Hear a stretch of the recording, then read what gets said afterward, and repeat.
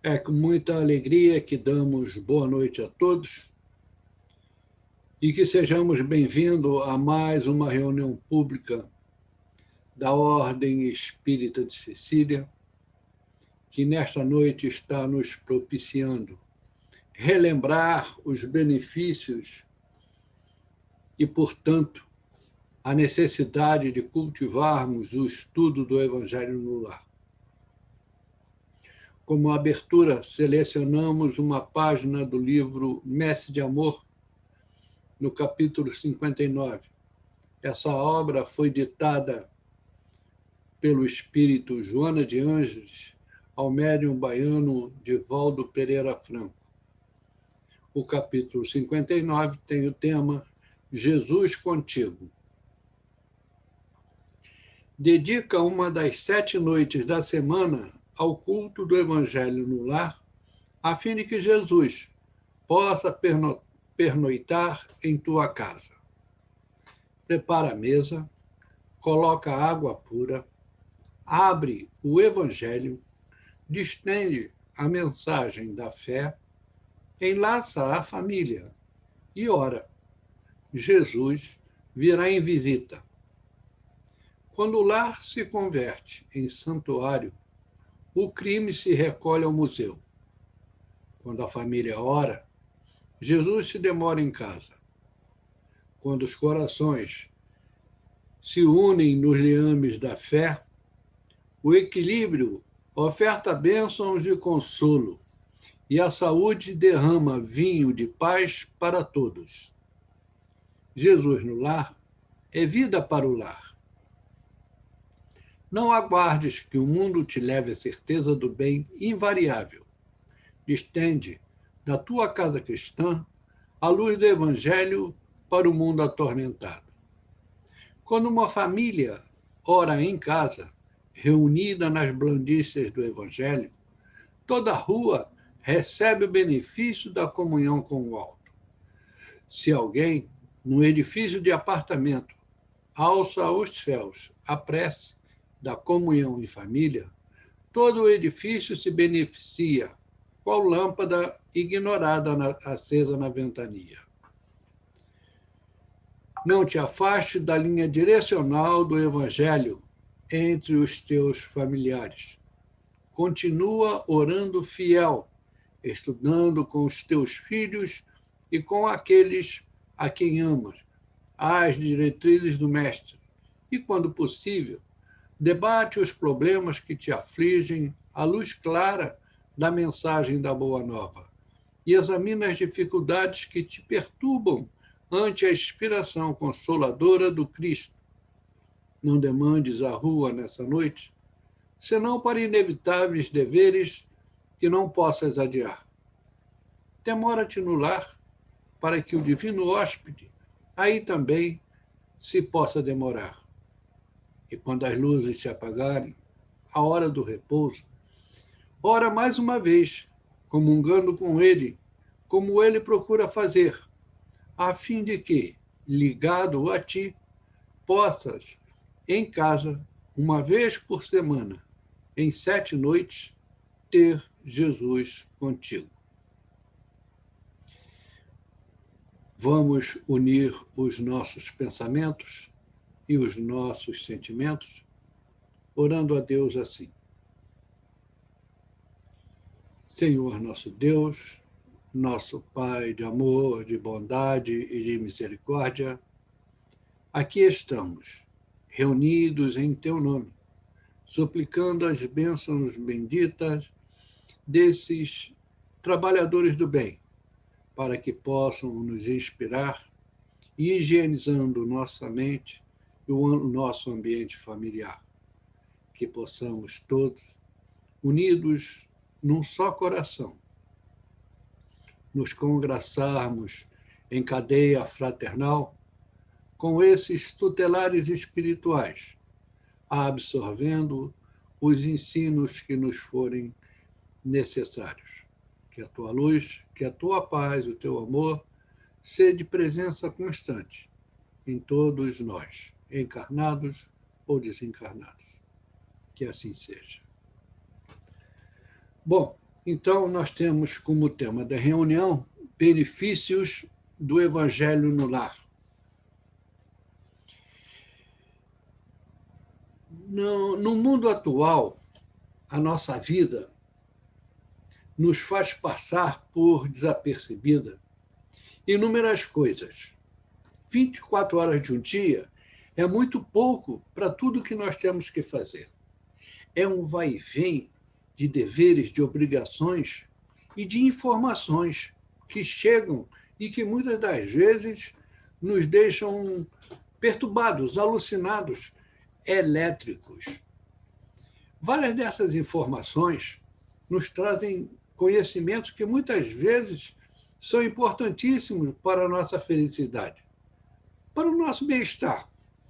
Mas nós não temos tempo de parar para analisá-las profundamente e gastamos a nossa energia com afazeres, com deveres do nosso cotidiano.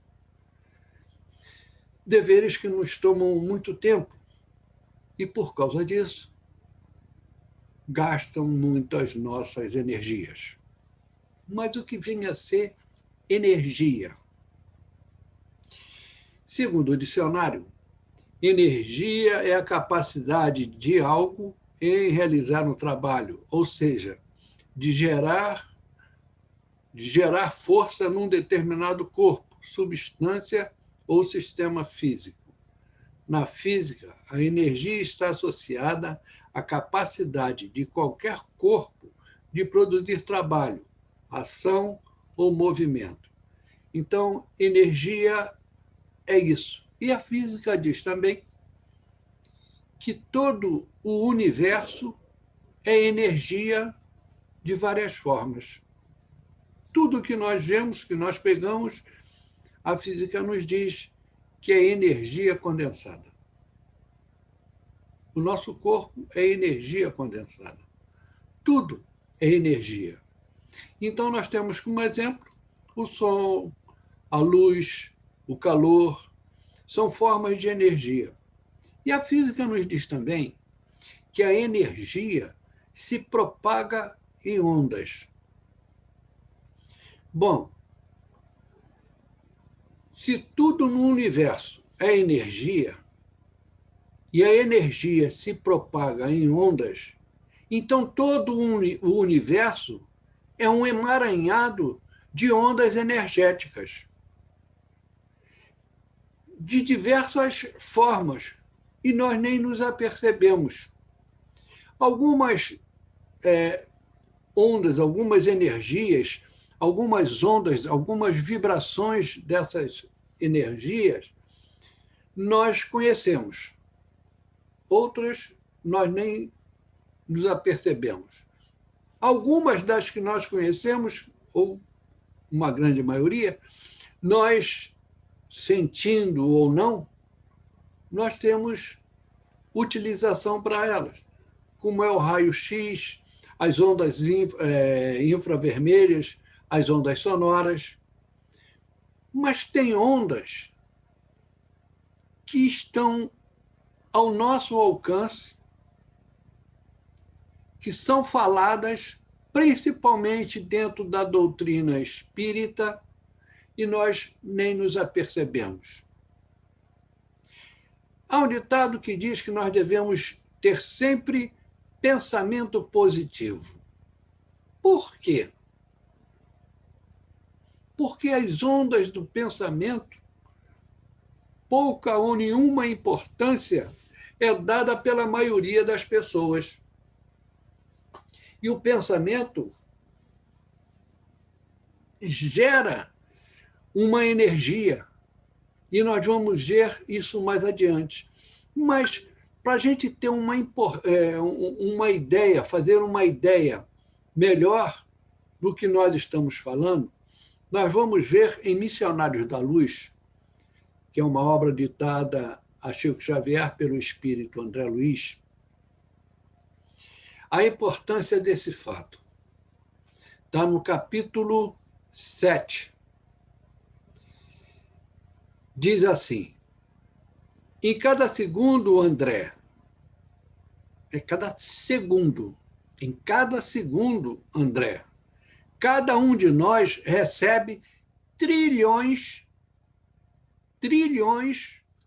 de raios de vária ordem e emitimos ondas que nos são peculiares e que vão atuar no plano da vida, por vezes, em regiões muitíssimo afastadas de nós. Então, em cada segundo, nós recebemos uma enxurrada, um temporal de ondas. Na verdade, nós estamos envolvidos com todas essas ondas. E nós, pelo que ele fala aqui, nós emitimos forças que nos são peculiares e que vão atuar em regiões muitíssimo afastadas de nós. E nós, muitas das vezes, não pensamos isso. E ficamos irados, ficamos raivosos, odiamos as pessoas, as coisas, os fatos que nos acontecem, que nos parecem desagradáveis, sem nos darmos conta dessa verdade, que para nós não deveria ser, para nós espíritas, não deveria ser ignorada. Na obra Pensamento e Vida, ditada a Chico Xavier por Emmanuel, ele nos afirma que o pensamento é composto de tudo aquilo que está relacionado ao nosso intelecto, mas também às emoções e sentimentos, conscientes ou inconscientes, e que dão vida ao nosso pensamento. Ora, se tudo aquilo que nós pensamos e nós temos emoções, sentimentos, quando nós pensamos em alguma coisa, nós vibramos o nosso pensamento, que vai vibrar fora do nosso corpo físico. Vai vibrar nesse mundo de energias, de ondas. Então, nós respiramos no mundo de imagem que nós projetamos e que recebemos. Porque quando nós pensamos, nós criamos imagens. Se nós pensarmos agora numa bela flor, branca, rosa, vermelha, a cor que nós quisermos, nós estamos criando em volta de nós essa flor. Nós criamos essa imagem. Então, é preciso que a gente tenha consciência disso, porque se nós pensarmos em coisas ruins, nós vamos criar imagens ruins ao nosso redor. Então, nós podemos dizer que o pensamento é uma energia de atração ou de repulsão e que se propaga em ondas de vibração ao redor do ser que gera essa onda, criando em volta de si um campo de vibração com um teor igual aos sentimentos que impulsionam o pensamento. Se o nosso pensamento traz bons sentimentos, nós criamos em volta da gente um campo perispiritual de energias salutares. Caso contrário, não serão energias salutares. O nosso pensamento cria a vida que nós procuramos. Se vivemos pensamentos bons, teremos coisas boas. Se vivemos pensamentos tenebrosos, teremos coisas tenebrosas. Resumindo esse nosso conceito, resumindo o conceito daquilo que estamos falando, Kardec, em A Gênese, no capítulo 14, ele nos traz grandes informações. E eu trouxe algumas pinceladas desse capítulo. que seria conveniente que depois nós olhássemos com mais vagar. Ele diz que os espíritos atuam sobre os fluidos espirituais, empregando o pensamento e a vontade, lhes modificando as propriedades, impregnando-os com as qualidades boas ou más dos seus pensamentos. Olha só. Então, nós somos espíritos. Não é só os desencarnados que fazem isso. Nós somos espíritos, estamos na condição de encarnados. E mesmo assim, nós pensamos e vibramos e criamos com o nosso pensamento as coisas ao nosso redor, criando, como foi falado, a nossa psicosfera, ou esfera de pensamento, de energias que nós emitimos. Os fluidos perispirituais não são nem positivos nem negativos, não são nem bons nem maus, são neutros. A vibração do pensamento do ser espiritual é que vai fazer com que esse fluido ao seu redor tenha propriedades benéficas ou maléficas. E essas propriedades, essa energia, ela vai se distanciar, vai tomar vulto no universo, chegando a lugares distantes, como nos diz André Luiz. Kardec nos diz que os maus pensamentos corrompem os fluidos espirituais e que os bons pensamentos, né, saneiam o ambiente impróprio, insalubre. Então, se nós pensarmos em coisas boas, nós vamos sanear esse ambiente.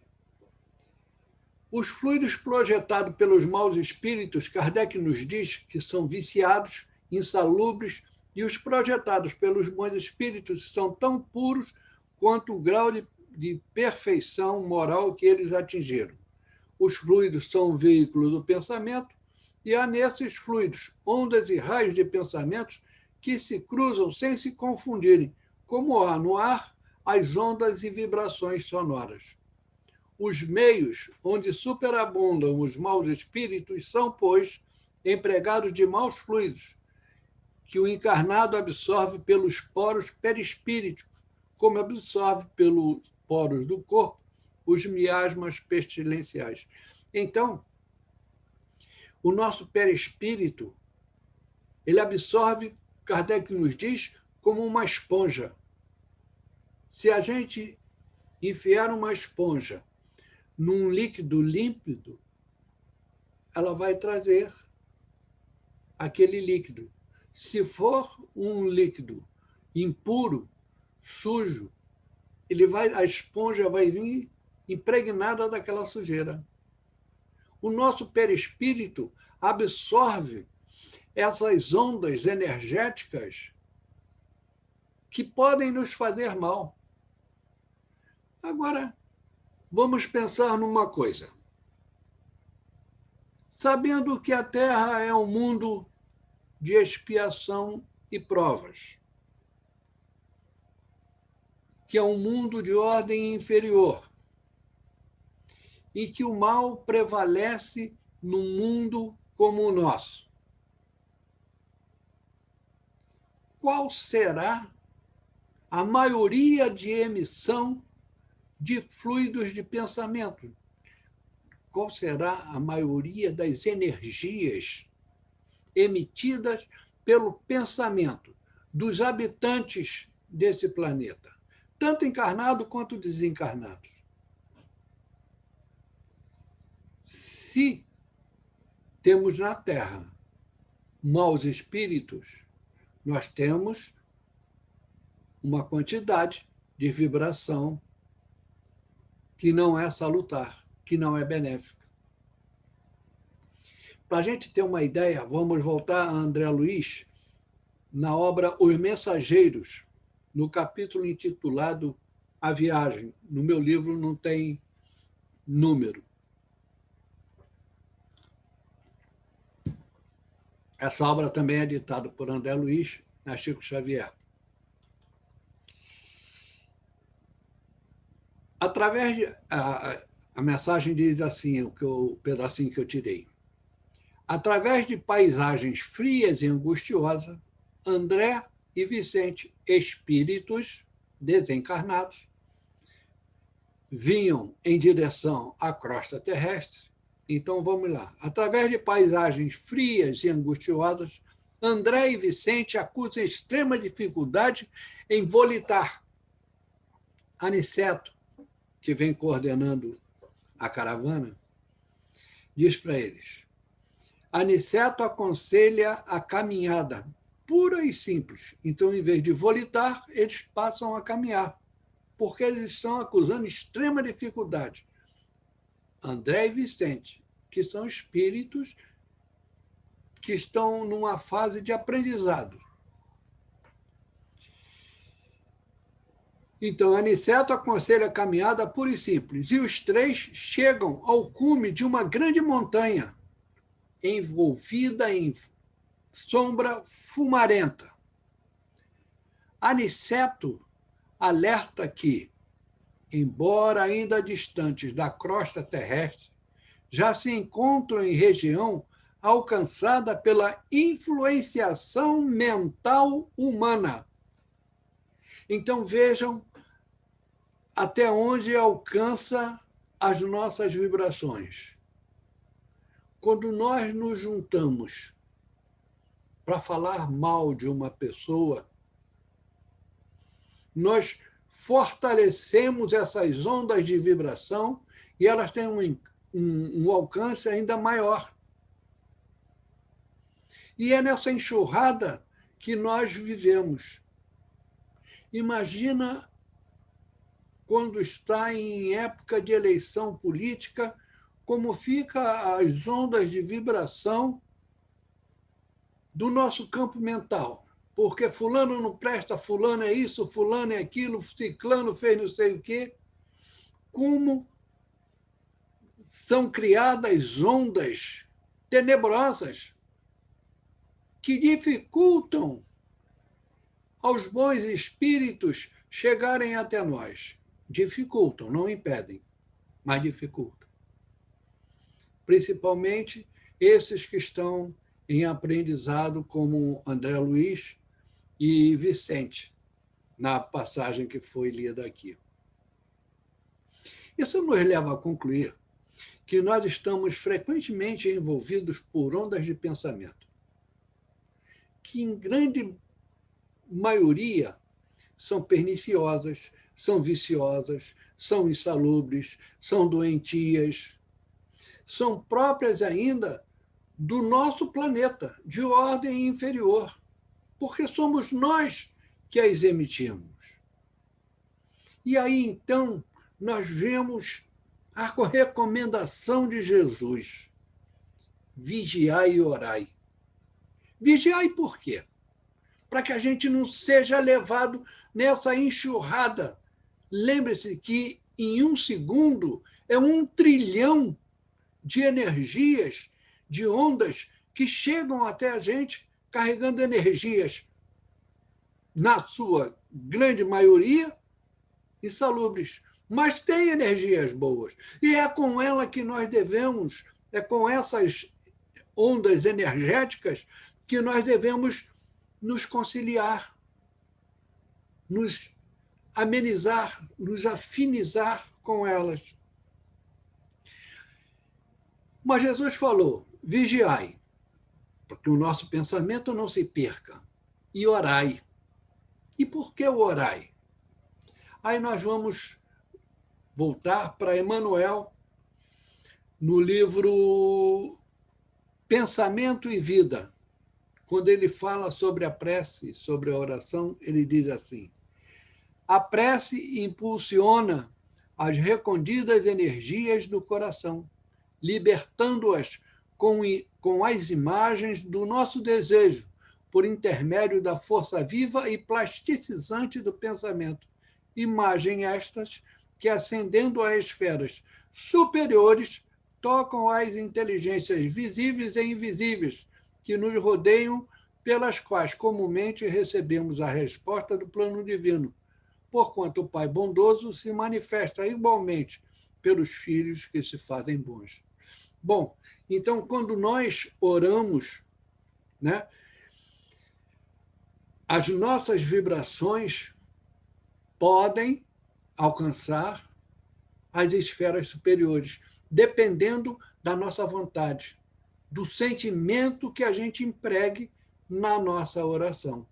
Se nós colocarmos sentimentos bons, sinceros, afáveis, né, nós vamos conseguir esferas superiores de ação espiritual.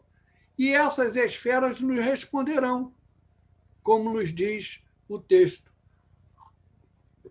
ou como nos diz Emmanuel. E por que fazer, então, o evangelho no lar? Nós já podemos, nós já podemos ter uma ideia.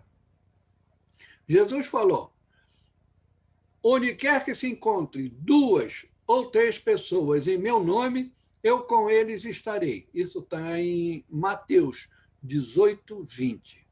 Olha, se nós tivermos 2 pessoas ou mais, Jesus está presente. Mas se a gente rezar sozinho, e quando a gente está sozinho? Nunca tem nenhum espírito junto a nós? Então, dificilmente, ou quase nunca, estaremos a sós. Bom, então, por que fazer o evangelho no lar? E vem explicações que são muito boas, que estão no folder da Federação Espírita Brasileira.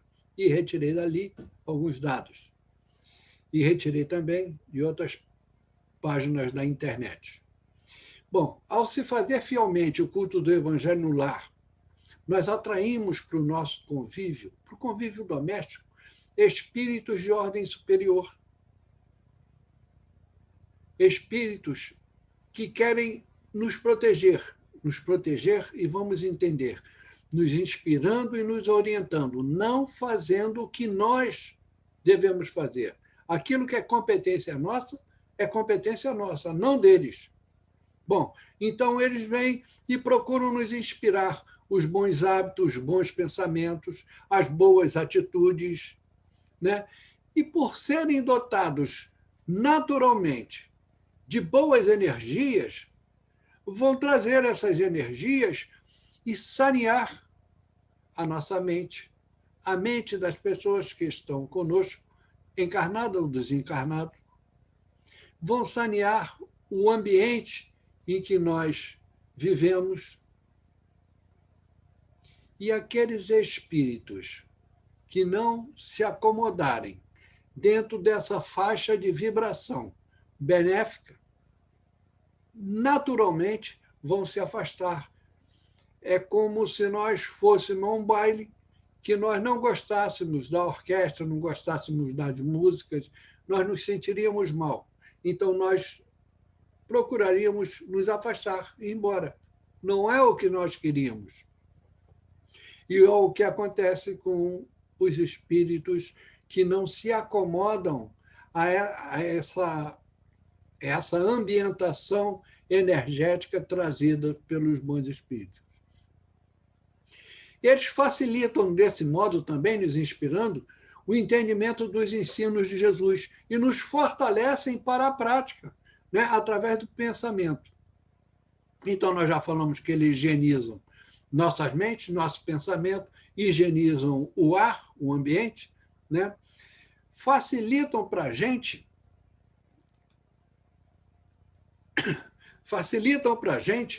no lar e fora do lar, o apoio, o amparo necessário para que a gente se sustente nas boas práticas, na prática do bem, nas coisas de ordem mais elevadas. Para isso, eles procuram elevar o nosso padrão vibratório, para que a gente possa estar mais a contento e mais intimamente ligado a eles. Então, nós sempre queremos que eles venham a nós, mas nós não pensamos nunca em ir a eles. Então, é isso que nós temos que pensar. Quando nós nos reunimos em família, nós elevamos o nosso padrão vibratório familiar para que a gente possa ter uma ascensão maior a esses espíritos. Tá?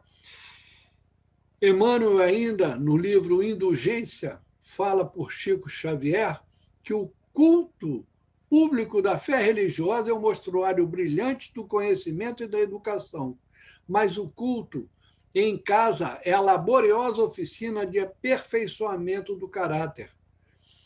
Então, olha só, principalmente para as nossas crianças, para nós e para as crianças, porque moldando o nosso caráter, nós vamos servir de exemplo para as nossas crianças, porque elas vão receber esses exemplos que nós estamos levando. Nós temos que entender que o Evangelho no Lar é uma oportunidade da família se reunir para esquecer momentaneamente aqueles problemas, aquelas dificuldades que nós passamos no dia a dia. Mas para a gente se lembrar de algo muito importante, que é a vida espiritual, que nós somos espíritos. Estamos momentaneamente no mundo físico, mas vamos voltar ao mundo espiritual. E isso é importante que a gente tenha em mente para que a gente evite de cair nessa correnteza de materialidade que existe em ondas de pensamento. Nós temos que entender que essa reunião não é para apontar erros ou defeitos nem dos presentes, nem dos ausentes, nem de pessoas conhecidas. Essa reunião é para que a gente possa se banhar nas ondas de amor e de saúde, de paz, de fraternidade que nós estamos emitindo e que estamos recebendo do mundo espiritual.